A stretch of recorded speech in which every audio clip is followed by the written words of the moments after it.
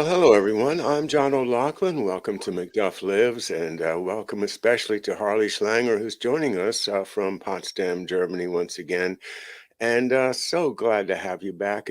Man, so much is going on right now. I don't know how you can keep up with it, but I watched your daily update this morning, as everyone should do at LaRouche Organization and SchillerInstitute.com, and you can. See Harley's updates every weekday morning, and they're really, really worthwhile. So, anyway, with that introduction, welcome Harley Schlanger. Well, thank you, John. And I wish people would start logging on. We're really growing quite quickly, but it's necessary because you have a very stubborn commitment from NATO to war. And the people running Biden are totally committed to it. And the media is continuing to lie about it. But we're starting to see some breaks and some cracks. And my update this morning, I said one lie too far. You know, the idea that Russia would blow up its own pipeline. In Germany, I think people realize this was a declaration of war against Germany. They're still a little afraid to say it, but some people are saying it, and I think that's important. George Eliason has been on Alex Jones, I think yesterday or so, and has his own very detailed take on it, which I haven't studied in as much as I should. But he suggests or says that it's probably the green fascists, and in other words, a German.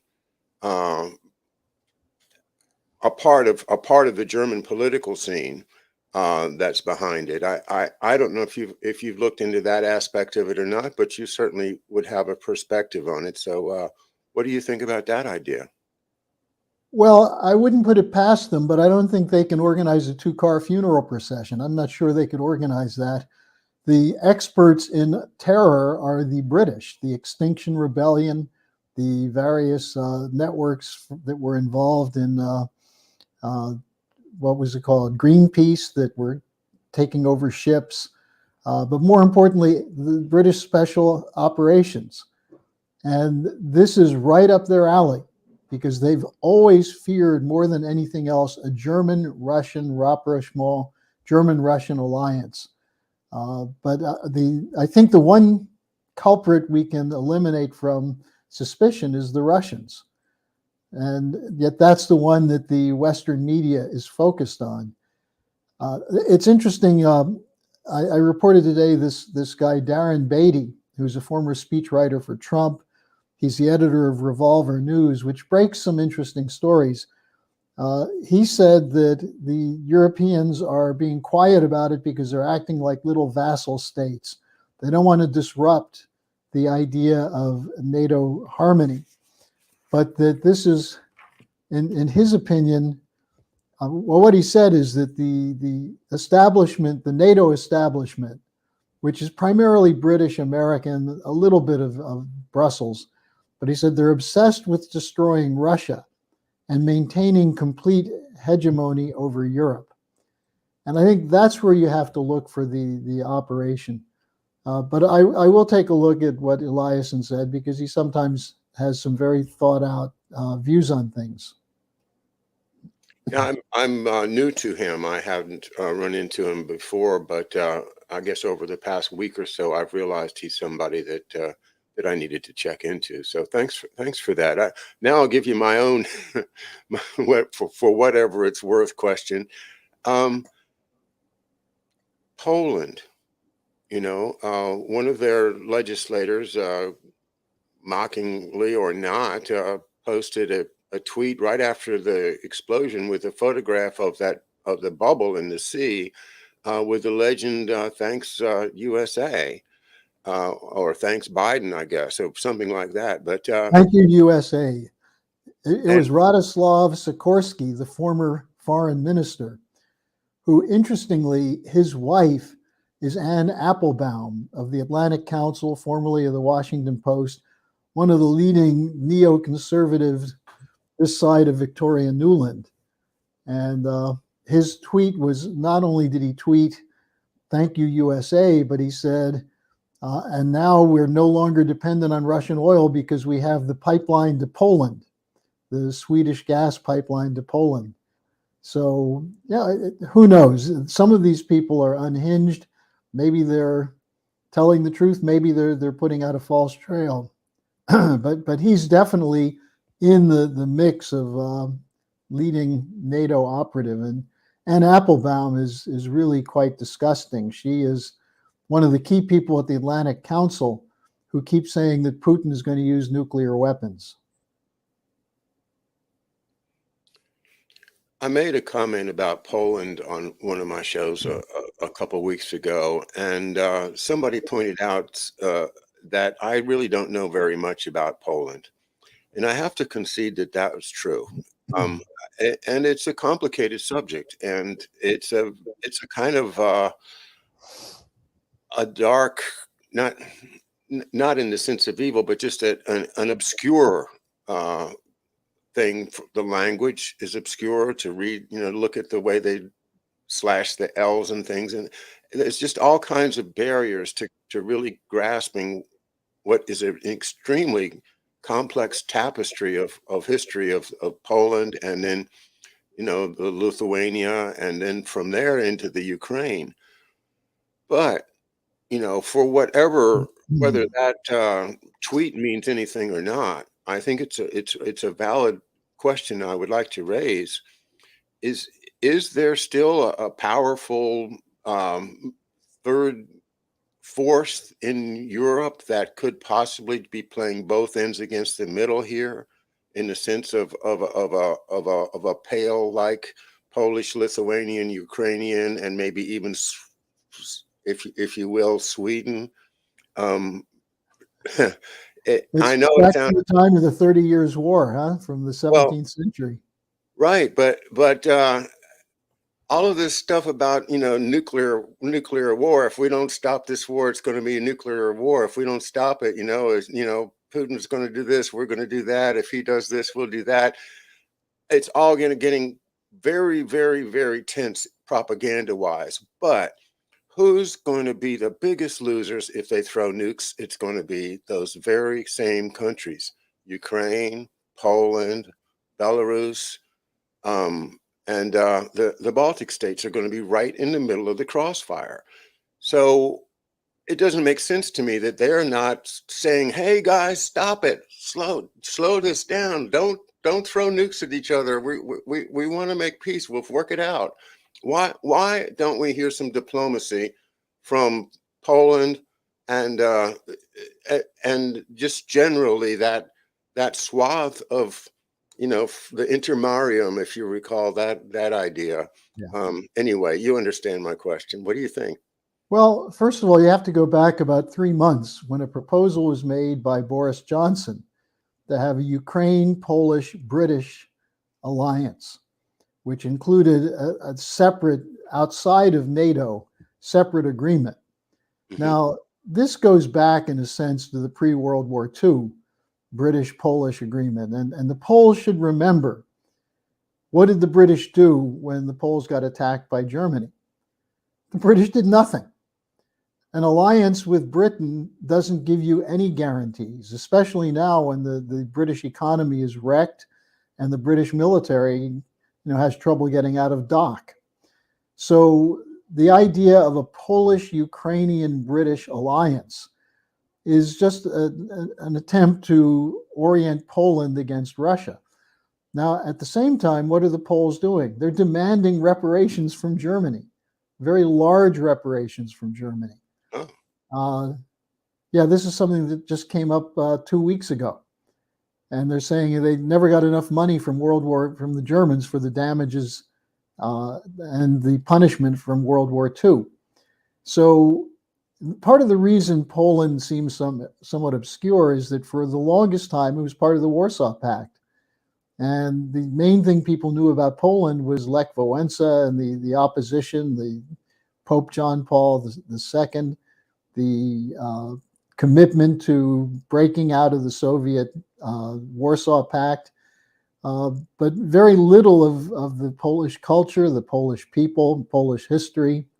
Right. Poland has had some very good leaders. Casimir the Wise is one of the more interesting people from that period of the 17th and 1800s. On the other hand, it's been carved up repeatedly between Germany, the Austro-Hungarian Empire, and Russia. So the one thing that we do know is there are people in Poland who want a piece of Ukraine. There are people in the Polish leadership who want money from Germany and who want to punish Russia. And so it makes it a very fertile ground for the British to play in. And I think that's really what you're looking at there. Would the Poles do something like that, blow up the pipeline? They might. They might be the ones who volunteered to do it on behalf of NATO and the British. Do they have the capability? That's another question. So the most important thing to realize is you've got a very volatile mix in that area that does go back to the 1600s, the 1700s. This is where some of the 30 Years' War, most bloody battles were fought. This was a crossroads from Germany and France into Russia. And it's a playground for the British. So what I would look at, the way I would piece it together, is I would look and see who's pulling the Poles' strings in Brussels, both with NATO and with the European Union.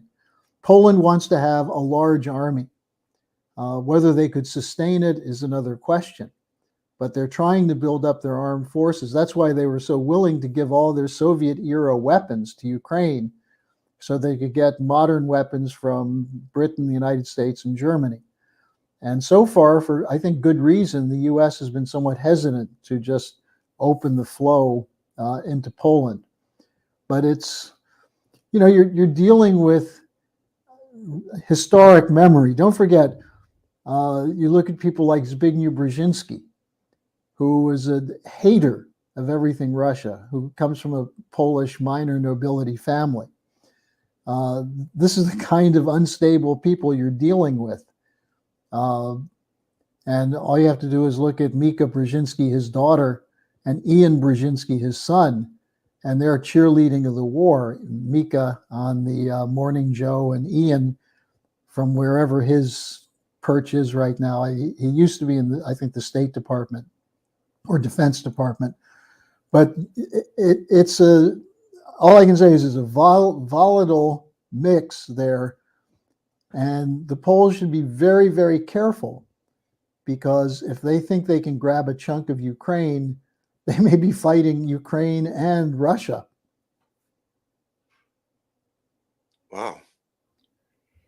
Okay, well, I don't think my theory is gonna go very far with Poland itself being volatile and therefore manipulated as a puppet.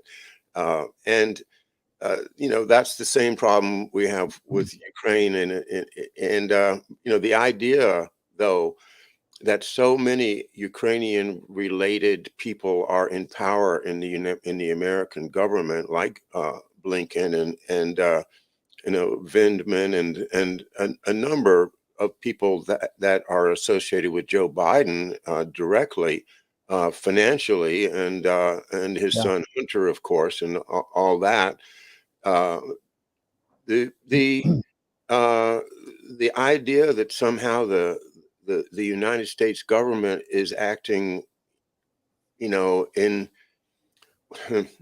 in coordination with what the Ukrainians want, if not under the thumb of what the Ukrainians want. I mean, I have a legit. I have a concern that if you remember the book by Christopher Simpson, Blowback, which is one of my core sources, that the Gladio type of infiltration began right after World War II into the United States with Ukrainians and other Europeans.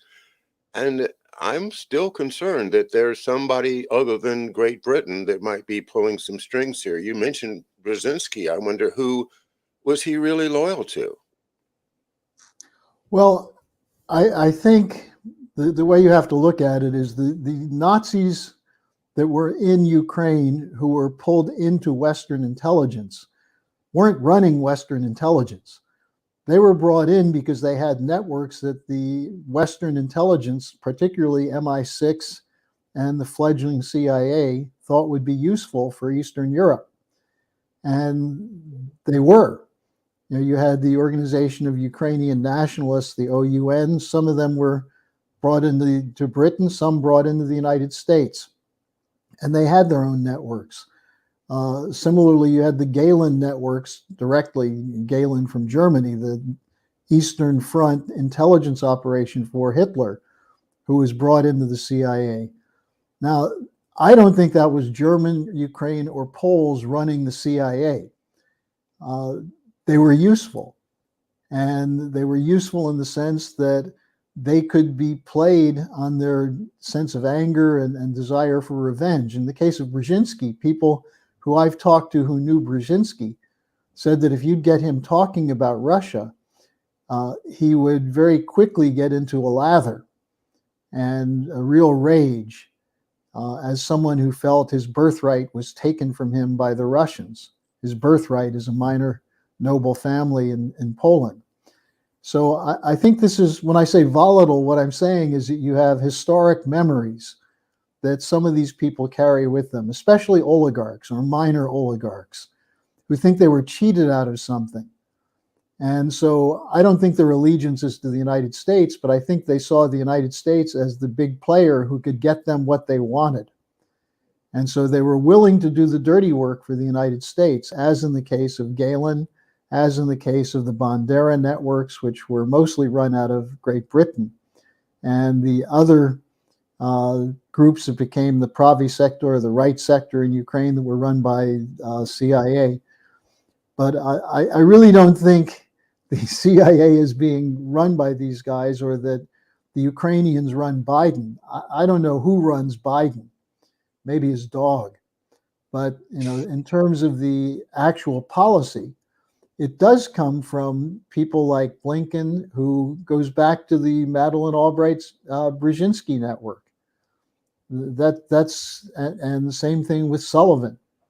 Sullivan may be a little bit different than Blinken, because Blinken he does have a Ukrainian Jewish background, but these are networks that were recruited because of that historic memory, but who identify with the military power and force of the post-war United States and see that as their enforcement mechanism. Now, I want to just bring up one other thing, that just to get back to the British question for a second. Liz Truss, when she spoke before the UN General Assembly, made a statement which I thought was extremely revealing. She talked about needing to have an economic NATO. Now, this absolutely coheres with what LaRouche had been warning about for the longest time, which is that NATO became an enforcement arm of the City of London and European central banks, that they're the ones who were calling the shots. That is, the central banks, including the Federal Reserve, but especially the Bank of England, because these are the banks that are running the global derivatives markets that were operating through Brussels and London, and that were the ones who did the crackdown on Greece, the crackdown on Italy, and they had a lot of practice because for years they were cracking down on every developing sector country. So when you look at this, what you see is that Truss sort of let the cat out of the bag, that NATO is going to be used to enforce this new global system, whether you call it the Great Reset, the Green New Deal, whatever you want to call it, the central bank digital currency operation. It all comes from the same source, which is who's going to control credit in the post-crash world. And this is what the fight is about over Ukraine, because it's not over Ukraine. If you really think that the Americans and NATO and Europeans care about Ukraine, you haven't studied anything about the last 15 years policy. Ukraine is a weapon they're deploying against Russia. The Ukrainian people are victims of the most vicious fraud, the idea that the West is committed to Ukrainian democracy. Well, Victoria Nuland bragged about spending $5 billion to overthrow a democratically elected government in Ukraine. How is that adherence to democracy and support for the democratic rights of the Ukrainians? As soon as the Maidan coup happened, Ukraine was not in very good economic shape at the time of the Maidan coup. That was why Yanukovych was sort of playing off the Eurasian versus the European Union to try and get a deal to help him out with the debt Ukraine had. But immediately after the Maidan coup, the International Monetary Fund came in, and Ukraine suffered an extreme loss of income. And it was because, on the one hand, the whole idea was to grab up the resources of Ukraine, which is continuing under Zelensky now, turning over the rich farmland to companies like Vanguard, BlackRock, Cargill, and others. And at the same time, to impose vicious austerity so that the standard of living in Ukraine, which in 1991 was one of the best standard of living in the Eastern Europe, is now one of the worst in all of Europe, directly because of the International Monetary Fund economic policies. No one talks about that, except real Ukrainian patriots who know that the idea that Europe's there to help Ukraine is a complete lie. Europe is there to pick Ukraine's bones, the same way they tried to do with Russia until Putin came in. So, I think these are some of the lies that have to be exposed. And unfortunately, the Ukrainian people are victims of this because they're essentially being told they're going to have a place at the table in Europe. Well, they're not going to. Even if they're brought into the European Union, they'll be given the Greece and Cyprus treatment, as opposed to being given any real credit for economic development. So that's my long answer as to why I don't think Ukraine is running the Biden administration. Excellent. Thank you so much, Harley.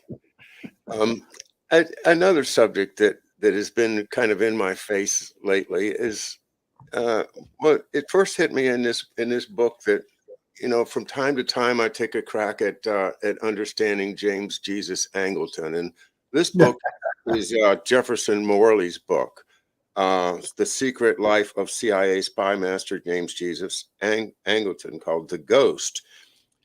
And one of the things that I think is really important is this idea of mass psychology. And so my thought comes from General de Gaulle reflecting upon the death of JFK. And here's the paragraph. America is in danger of upheavals, said French President Charles de Gaulle after the death of JFK. De Gaulle had survived a rightist assassination attempt on the back roads of France the year before. He knew his way around an ambush and American officialdom. But you'll see, he told an aide, all of them together will observe the law of silence. They will close ranks. They'll do anything to stifle any scandal. They will throw Noah's cloak over these shameful deeds, in order to not lose face in front of the world, in order to not risk unleashing riots in the United States, in order to preserve the Union and to avoid a new civil war, in order to not ask themselves questions. They don't want to know. They don't want to find out. They won't allow themselves to find out, unquote. Charles de Gaulle, in talking about Angleton, we haven't got to the bottom of Angleton, but more importantly, we've never dug into the real facts of the assassination of JFK. Now, along those lines, today I saw Helga Zepp LaRouche's Twitter, and she had on her image there the three monkeys, that say, hear no evil, see no evil, speak no evil. And this in the context of her, you, and so many other, really respectable journalists and commentators being put on this Ukrainian blacklist, to me, all fits together in a way that Mhm. these CIA associated historians, quote unquote, and I put that in quotes, want to tell us that we as a people have decided to turn away from the facts. We as a people don't want to know. Like the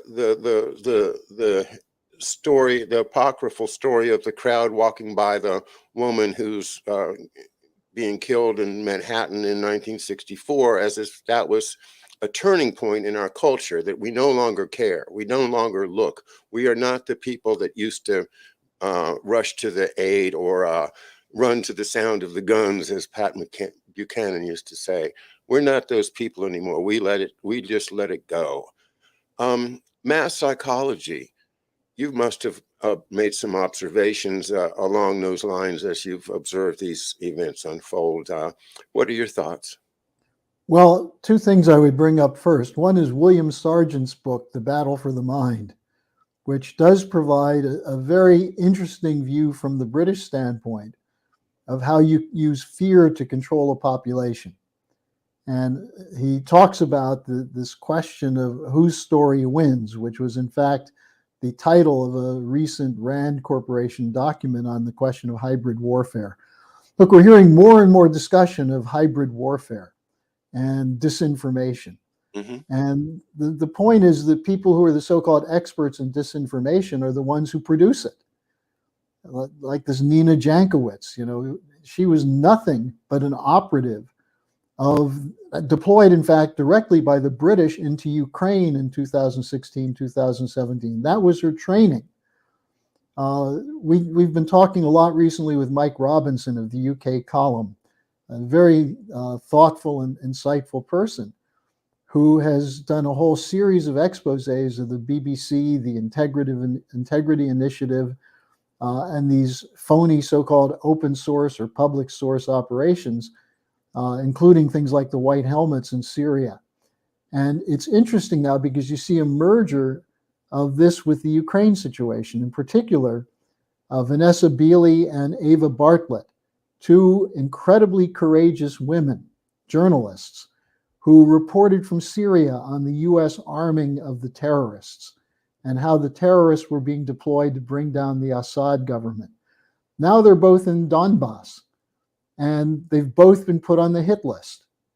And they've been writing what Ava Bartlett was doing was interviewing people in Donbass and asking them if they voted for the joining Russia, why did they do it? Something that no American journalist does. The American journalists repeat the NATO line that it's a sham referendum. Have you seen any actual reporting from American journalists who are there? No, they're in Kiev. They're talking to Ukrainian government people. But Beeley and Bartlett and a number of others, Patrick Lancaster, are in the Donbass. They're talking to people there. There are 300 children in the Donbass who have been put on the target list of the Committee to Combat Disinformation. They're not Russian disinformation experts. Most of them are on the list because their family went to Crimea for a beach vacation in the last couple of years.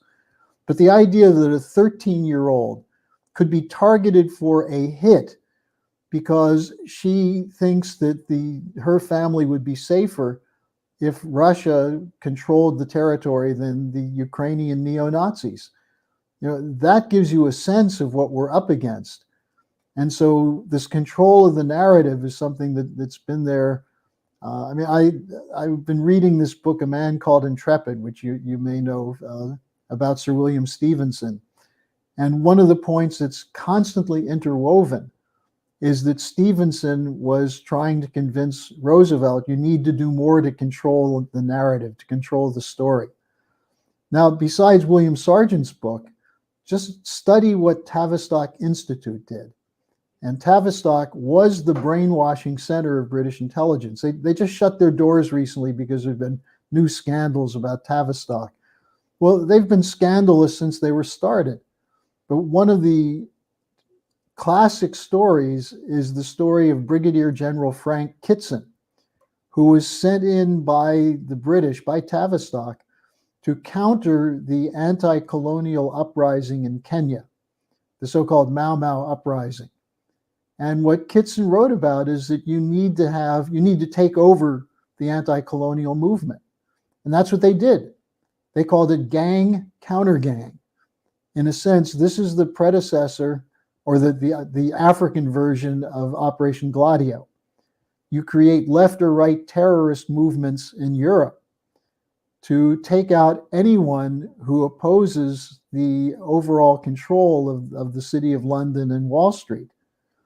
And this was what was done with the creation of the fake Mau Mau, who went in and burned down churches, raped nuns in the name of the Mau Mau. That was British intelligence. So when you see the Ukrainians shelling the Zaporizhia nuclear plant and saying it's the Russians, it's not just a lie. This is their training. This is how they don't care if people believe it or not. They're just trying to create a different story to plant doubt. And one of the things that Sargent writes about is that fear is useful, but so is doubt. If people don't think you can discover the truth, then they'll turn away. They won't listen to either side, and they'll just shut out the world and proceed in darkness. So we are dealing with a very evil conception of mind control. And mind control doesn't always mean, waterboarding and things of that sort. You get waterboarded every single night if you watch CNN or MSNBC or even Fox, because they're all presenting narratives. So, I think this is an important thing that people have to look at and evaluate how honest they are with themselves when they go out and talk about these things in public. And of course, many people don't talk about them in public. They don't talk about them with their family because they already know their family members have been brainwashed. So, you have something like a Thanksgiving dinner, and the only thing people will argue about is football or baseball or in Europe, soccer, because they don't want to discuss the real world. Yeah, I turned away from football maybe, I guess, 30 years ago or so, but for some reason I find myself looking at it now. It provides me with an appearance of violent conflict that doesn't mean anything to me, and it's entertaining, but uh, John, a funny story. As a young man, my family lived in Columbus, Ohio. My father taught at Ohio State. And my father was an athlete, and he was put on the Ohio State athletic board. And so I got to know Woody Hayes. I'm sure that name's familiar to you. Oh yeah. And when I was trying out for high school football, we were having dinner with Woody Hayes, and my father said, "Do you think my son has a chance to play?" And he looked at me and he said, "Let me see your muscle." And I went like this, and he said, "Stick to baseball." All right. All right. Well, I'm sure there's a lot more good stories of your athletic career, Harley. We'll have to get into someday. Um, Well, 3 yards in a cloud of dust. That was Woody Hayes. And it was based on his interpretation of if George Patton had been a football coach. okay, well, this is not the same thing as win one for the Gipper then. No, it's Um, grind them down. oh, now you're talking Russians here. Well, Yeah, that's become the strategy. yeah. Terrible, terrible attrition and just horrible for everyone. We have to keep in mind that these are, the cream of the young men of Russia and Ukraine getting decimated on a daily basis, and it's horrible. It's a damn shame, and that we don't take off the blindfold, pull the cotton out of our ears, and start talking is also a shame, I think. Well, So, and John, let me just make a couple of other points from the events in the last couple of days that point toward a shift in public discussion. You had this Elon Musk proposal. Now, whatever Musk is, he's controversial, but he said we need a diplomatic end to the war, and he put out his own informal poll on Twitter. And he said at a certain point the bots came out in large numbers. But the point that he made is, if you care about the people of Ukraine, seek peace. Look for diplomacy. I thought that was interesting. Colonel Douglas Macgregor, in his comments over the weekend, said that if NATO continues to push for an all-out war with Russia, it will fragment and dissolve. That is, NATO will fragment and dissolve. And we're seeing signs of that virtually every day. The Italian election, there's an election in Bulgaria the other day, and people probably doesn't mean much to most people, but the Bulgarian government had become very much committed to supporting the sanctions and the war against Russia, and they were defeated. And a new government, which is less pro-NATO and less anti-Russian, is coming in. It's part of the shift that's going on in Europe. And then Erdogan, despite all the pressure on him to allow NATO expansion, is continuing to say Turkey will not allow Sweden and Finland in as long as they're supporting what Erdogan calls Kurdish terrorists. And that throws a monkey wrench into the NATO expansion. And then one final thing, very controversial, and I'm sure you know why, is what Pope Francis said in the last couple of days. Now, when I reported this, I made it clear I'm not reporting this because I support Pope Francis as a man of peace and justice, because I find him very conflicted, and his Jesuit past and his embrace of the green policy seems to me to go against the injunction that man should be fruitful and multiply, which historically has been the view of the Catholic Church. But nevertheless, he has to respond to the wishes of a large population of Catholics, especially in the developing sector. And he issued a fairly strong call for Putin to make a proposal for peace and Zelensky to respond to it. Now, this has nothing to do, in my opinion, with whether Pope Francis is good or bad. It has to do with the fact that around the world, there's a rejection of NATO's idea that you can bring down Russia and somehow solve the problem. 66 nations at the UN came out against sanctions. And these included mostly nations, the most populous nations in the global south. So we're seeing a real split, as Putin said, a transformation underway in world politics. And going back to what we were talking about earlier on disinformation, the American people are not involved in this discussion. Putin made an extremely interesting speech last week where he attacked what he called the satanic outlook that's taken over the West from gender policy and things of that sort, where he talked about the U.S. as a country that has enforced neo-colonialism, neoliberalism, neo-imperialism. And there's a very strong call where he said, we're not part of that West anymore, because for the longest time, Putin was trying to become partners with the West. And now he said, no, we have a different neighborhood we're working in. And he said, it's not that we're cutting off ties to the West has gone in a different direction. Now, the only reporting you get on this is that Putin endorsed the annexation of the land in Ukraine, and this is against the UN Charter, and this is typical of his neo-imperialism. Well, this is something people should discuss. They should read his speech. You don't have to agree with it, but read it and discuss it, as opposed to just starting with the idea anything Putin says is a lie and he's bad. And that's why the West is going to be eclipsed eventually. If we don't get destroyed in nuclear war, we're going to find ourselves in a very isolated position. Not Russia, not China, but the United States will be isolated from most of the rest of the world. You see it.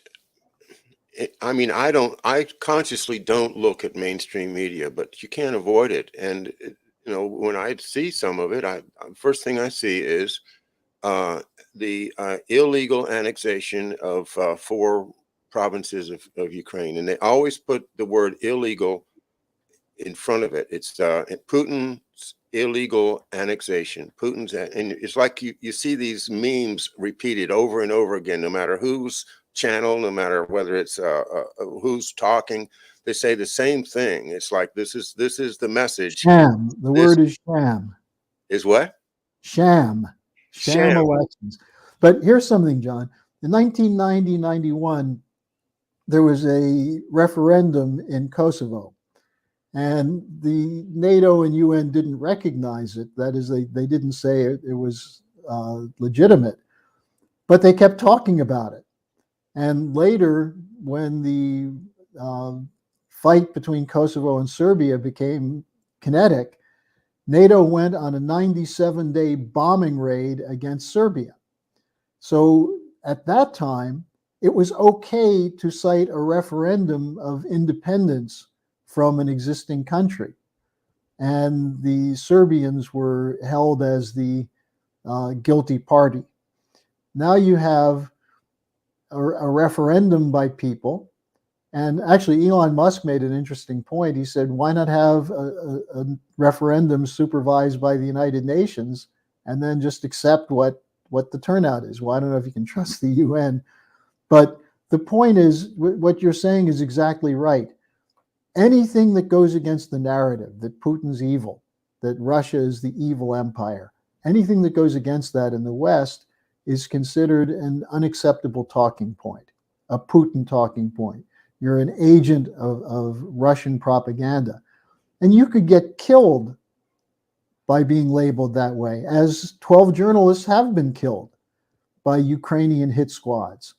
And the fact that there are now 90-something people on the new list from the Committee to Combat Disinformation of the Ukrainian Defense Department and security agencies, which means NATO, because NATO is integrated into this anti-disinformation grouping in Ukraine. That means that there are many people, including Senator Rand Paul and Tulsi Gabbard and now Steven Seagal, the president of Uganda, Museveni, is put on the list. And Helga LaRouche is on the top of the list, and I'm number 8 on that list.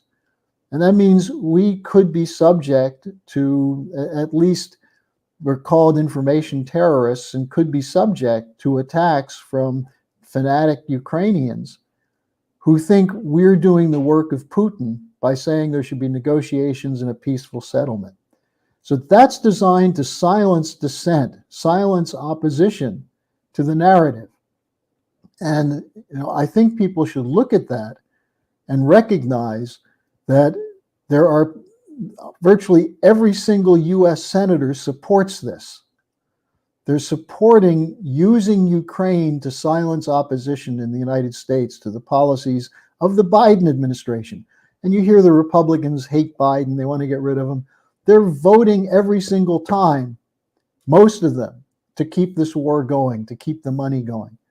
And I think a very useful polemic came up last week, which is that we're giving billions of dollars to Ukrainian neo-Nazis to fight against Russia, while the families of American servicemen and women are having to rely on food stamps to feed their children.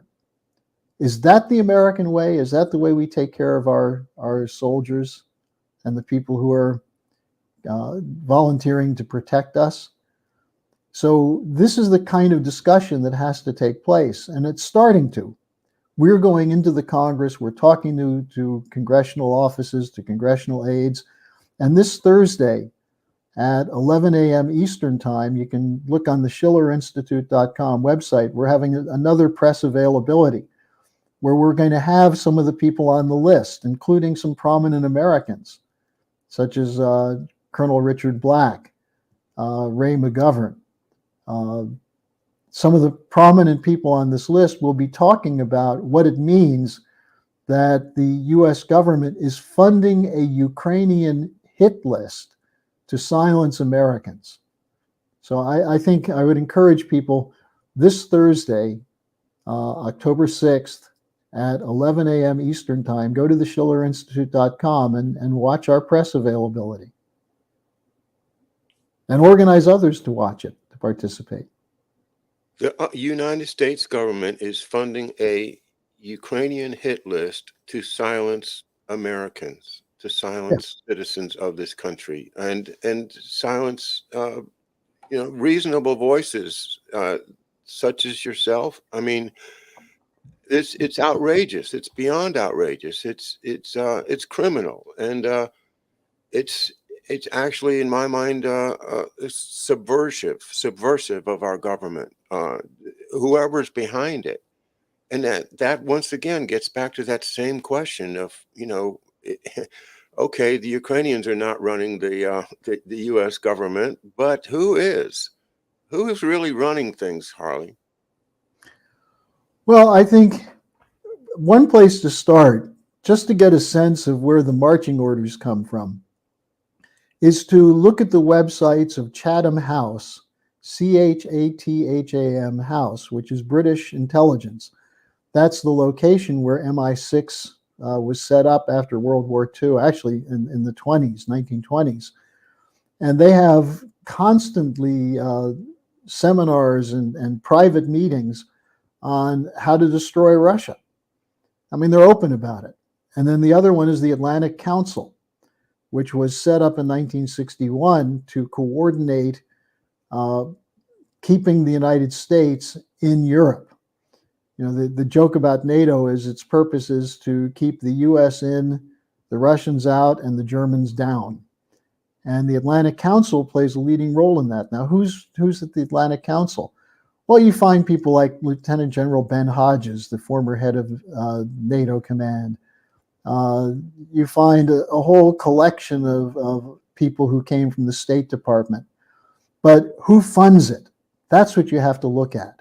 Who's funding these think tanks? And the money of the Atlantic Council is coming from the US State Department. It's coming from the British Foreign Office. And the narratives are being funded by BBC, which is funded by the British government. Now, who's making these policies? You know, if people really paid attention to what happened after Queen Elizabeth died, there's a very, very interesting report that when Prince Charles went to accept his becoming the king, where did he go? Did he go to the Parliament? No. He went to the City of London. And before he could go to the City of London, he had to be given permission by the Lord Mayor of the City of London, because the city is a separate entity, a mile square in central London, which is not under the British government. Now, who makes up the House of Lords and who makes up the people who govern this? It's the top officials, including family officials stretching back, maybe in some cases 2 centuries, like the Marlborough, the House of Marlborough, which Churchill came from. These are families that are prominent in British history, who own huge sections of the City of London. And by the city, I mean the actual property. They own, you know, the Queen's family is the largest landowner in the United Kingdom. And these are old families that control Barclays, Barings, National Westminster Bank. They control the insurance companies like Lloyd's of London. These are the financial interests that control the political networks that are strutted out in front of you as puppets, like Liz Truss. But even in the case of Liz Truss, if you look at her background, she wrote co-wrote a book in 2012 with Kwarteng, who's the current Chancellor of the Exchequer, who came up with this crazy proposal to have the biggest tax cut in world history at a point of a collapse of the British pound, and say they'll make up for it with unlimited quantitative easing from the Bank of England, a prescription for a total collapse. Well, that's in a book they wrote called something like Britain Unleashed, which was Britannia Unleashed, a 2012 book that Kwarteng and Liz Truss wrote. And it was an endorsement of Margaret Thatcher's deregulation policy and privatization policy from the mid-'80s called the Big Bang. So when you start asking questions, who runs things, you have to look at these corporate cartels. Just as you and I have discussed over the last few years repeatedly, people like George Shultz, whose father was part of this, like the Harriman interests, the Rockefeller interests. You know, in London, you go back further, the Rothschild interests, the Marlborough I mentioned, the Mountbattens, the Windsor family, and so on. These are old corporate families that exist. Well, the House of Lords, for example. People forget this, but the House of Lords in December 2018 put out a report in their name saying Trump must not be allowed to get a second term, because if he does, it will end the US-British special relationship. Now, how are these powdered wig-wearing officials in London supposed to affect the US election? Well, who is Christopher Steele? Who is Richard Dearloffe, who was a former head of MI6, who was working behind the scenes with the head of the GCHQ, the NSA equivalent of Britain, to start the story that the Russians are hacking the US election, which Hannigan said started in December 2015. So these are the people who shape the narratives. And you know, people can say that's conspiracy theory. Well, the attack on so-called conspiracy theory comes from one of these people, Cass Sunstein, who is the brains behind Obama. You know, look him up, Cass Sunstein. You know who his wife is? Samantha Power, who came up with the responsibility to protect doctrine, which was the excuse for Hillary to go into Libya and for Victoria Nuland to go into Ukraine. So you trace these back, and of course in the last couple of minutes we don't have time to do that, but this is where you have to look if you want to understand the role of the British. And I have behind me somewhere the book, where is it? The Anglo-American Establishment by Carol Quigley. And another book here, the Britain's Europe. You know, there are books, yeah, there it is. These are where you have to look to find the names and the connections. But they're there, and in the case of Quigley, in the Anglo-American Establishment, he told the story because he said, look, this is actually a good thing. It's good that you have this kind of historic continuity controlling the force of power so you can make it open. What H.G. Wells called the open conspiracy. And the problem is if you talk about that, you're labeled a nut job. And who labels you a nut job? The people like Cass Sunstein, who defended Obama, who was a product of this British intelligence operation foisted upon the American people as the great new president. So, you know, we got a lot of work to do to figure this out, but as you unravel it, what you find is that this is not the American system of the founding fathers and the Constitution. No, it's not. And these actions you talk about with walking away from our veterans, it's another question of why do the American people put up with it? Well, the answer is complicated, but it's getting it's getting unfolded as we speak. And you are one of the great unfolders that I know, Harley. I appreciate everything you've done for us over the past couple of years, and certainly today's show. I've been enjoying reading Anton Chaikin's latest book, Who We Are, which includes a reminder in no uncertain terms of the fact that, you know, we were that great, good country that Yeah. the founding fathers had created. And now we have to go back and unpeel all of the layers that have been laid upon us over the decades. But we're doing it. And your insight is a huge part of it. And I can't be thankful enough for it. Harley, thank you so much again for today. And I for would just again finish by saying this yeah, Thursday at 11 a.m. Eastern Time, go to the schillerinstitute.com, and we'll be laying out how the US government and NATO are behind the Ukrainian hit list that threatens people like me. By the way, Tucker Carlson is one of the people who was just added to the Oh, hit that's list. right. He's on the list now, right? Yeah. Wow. And that great threat to Ukraine, Steven Seagal. I hadn't heard of him in 10 years. All right. Well, you're in illustrious and good company, I think, Harley, but gosh, it's a terrible thing. All of this stuff.